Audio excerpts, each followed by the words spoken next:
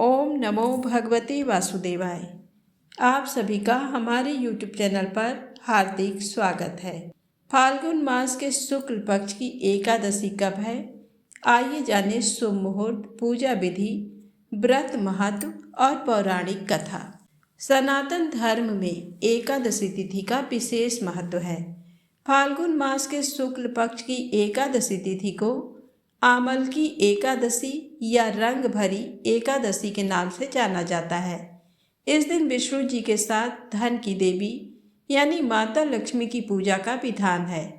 इस दिन श्री हरि की पूजा भाव के साथ करने से शुभ फलों की प्राप्ति होती है।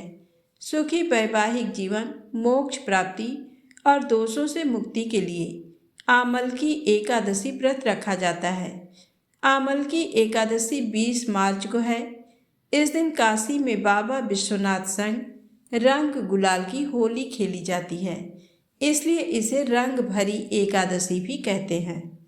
ऐसी मान्यता है कि इस दिन विवाह के बाद पहली बार भगवान शिव माता पार्वती को काशी लेकर गए थे। इसी दिन से काशी में होली का पर्व आरंभ हो जाता है और अगले 6 दिनों तक चलता है। आइए जानते हैं कब है रंग भरी एकादशी, मुहूर्त और महत्व के बारे में। आमल की रंग भरी एकादशी का आरंभ 19 मार्च को रात्रि में 12:22 पे आरंभ हो रही है और 20 मार्च को रात्रि में 2:23 पर समाप्त हो रही है। ऐसे में आमल की एकादशी का व्रत 20 मार्च को पुष्य नक्षत्र में रखा जाएगा और वहीं व्रत का पारण समय 21 मार्च को सुबह 9 बजे से पहले आपको पारण कर लेना चाहिए। आमल की रंग भरी एकादशी के दिन सुबह जल्दी उठकर स्नान कर स्वच्छ वस्त्र धारण करें। इसके बाद व्रत का संकल्प लें। फिर एक लोटे में जल भरकर इसमें कच्चा दूध, शहद, गंगाजल, चावल आदि मिलाकर भगवान शिव के मंदिर में जाएं और उनका अभिषेक करें। साथ ही इस दिन महिलाएं माता पार्वती को श्रृंगार का सामान भी अर्पित करें। भगवान शिव को बेलपत्र आदि अर्पित करें। इसके बाद शिवलिंग पर चंदन से लेप करें और शिव जी को अबीर गुलाल चढ़ाएं। अंत में भगवान शिव और माता पार्वती से सुख समृद्धि की प्रार्थना करें। साथ ही आपकी जो भी मनोकामना है वह भी भगवान शिव के सामने कहें। धार्मिक मान्यताओं के अनुसार भगवान शिव ने महाशिवरात्रि के दिन माता पार्वती से विवाह किया था और रंग भरी आमल की एकादशी के दिन भगवान शिव और माता पार्वती काशी गए थे। एकादशी के दिन माता पार्वती का गौना किया गया था, इसीलिए इस एकादशी को रंग भरी एकादशी भी कहा जाता है। अब आइए सुने आमल की एकादशी व्रत की पौराणिक कथा। मानधाता बोले कि हे वशिष्ठ जी, यदि आप मुझ पर कृपा करें तो किसी ऐसे व्रत की कथा कहिए जिससे मेरा कल्याण हो। तब महर्षि वशिष्ठ बोले कि हे राजन, सब व्रतों से उत्तम और अंत में मोक्ष देने वाले आमल की एकादशी के व्रत का मैं वर्णन करता हूँ। ये एकादशी फाल्गुन माह के शुक्ल पक्ष में होती है। इस व्रत के करने से समस्त पाप नष्ट हो जाते हैं। इस व्रत का फल 1000 गौदान के फल के बराबर होता है। अब मैं आपसे एक पौराणिक कथा कहता हूँ, आप ध्यान पूर्वक सुनिए। एक वैदिश नाम का नगर था जिसमें ब्राह्मण, क्षत्रिय, वैश्य और शूद्र चारों वर्ण आनंद सहित रहते थे। उस नगर में सदैव वेद ध्वनि गूंजा करती थी तथा पापी, दुराचारी तथा नास्तिक उस नगर में कोई नहीं था। उस नगर में चैत रथ नाम का चंद्रवंशी राजा राज्य करता था। वह अत्यंत विद्वान तथा धर्मी था। उस नगर में कोई भी व्यक्ति दरिद्र व कंजूस नहीं था। सभी नगरवासी विष्णु भक्त थे और बाल वृद्ध सभी पुरुष एकादशी का व्रत किया करते थे। एक समय फाल्गुन मास के शुक्ल पक्ष की आमल की एकादशी आई।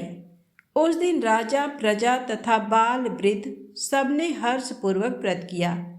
राजा अपनी प्रजा के साथ मंदिर में जाकर पूर्ण कुंभ स्थापित करके धूप, दीप, नैवेद्य, पंचरत्न आदि से धात्री, यानी आंवले का पूजन करने लगे और इस प्रकार स्तुति करने लगे।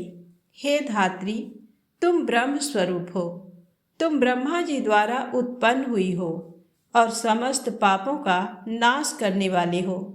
तुमको नमस्कार है। अब तुम मेरा अर्घ्य स्वीकार करो। तुम श्री रामचंद्र जी द्वारा सम्मानित हो। मैं आपकी प्रार्थना करता हूँ, अतः आप मेरे समस्त पापों का नाश करो। उस मंदिर में सबने रात्रि को जागरण किया। रात के समय वहाँ एक पहेलिया आया जो अत्यंत पापी और दुराचारी था।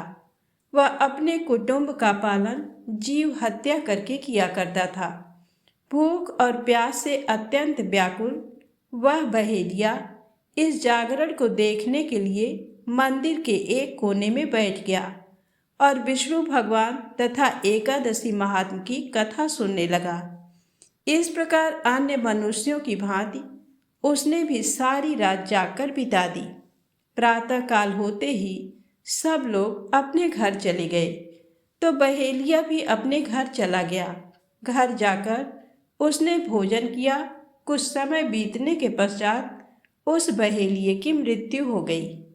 मगर उस आमल की एकादशी के व्रत तथा जागरण से उसने राजा विदुरथ के घर जन्म लिया और उसका नाम वसुरथ रखा गया। युवा होने पर वह चतुरंगिनी सेना के सहित तथा धन धान्य से युक्त होकर 10,000 ग्रामों का पालन करने लगा।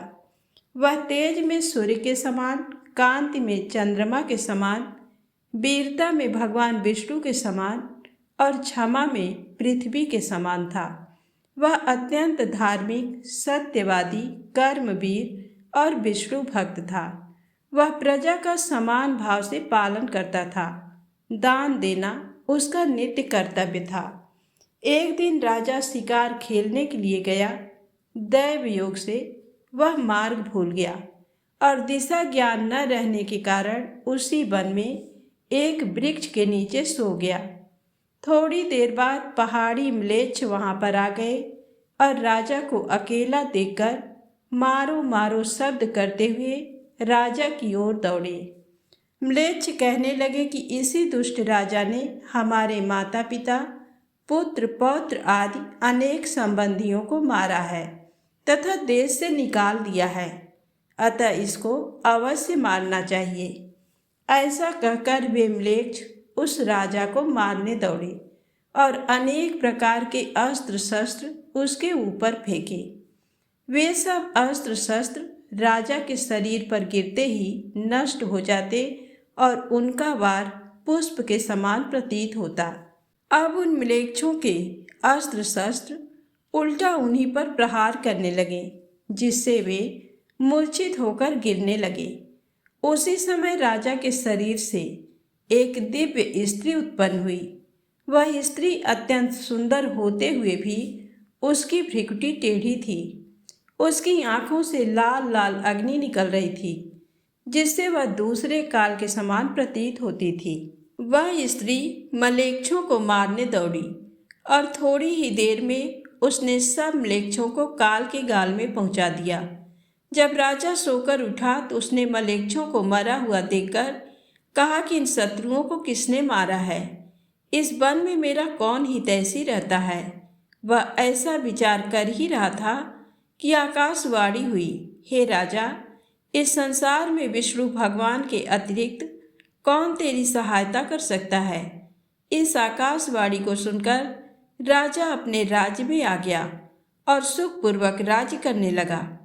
महर्षि वशिष्ठ बोले कि हे राजन, ये आमल की एकादशी के व्रत का प्रभाव था। जो मनुष्य इस आमल की एकादशी का व्रत करते हैं वे प्रत्येक कार्य में सफल होते हैं और अंत में विष्णु लोक को जाते हैं। तो प्रेम से बोलें, विष्णु भगवान की जय हो।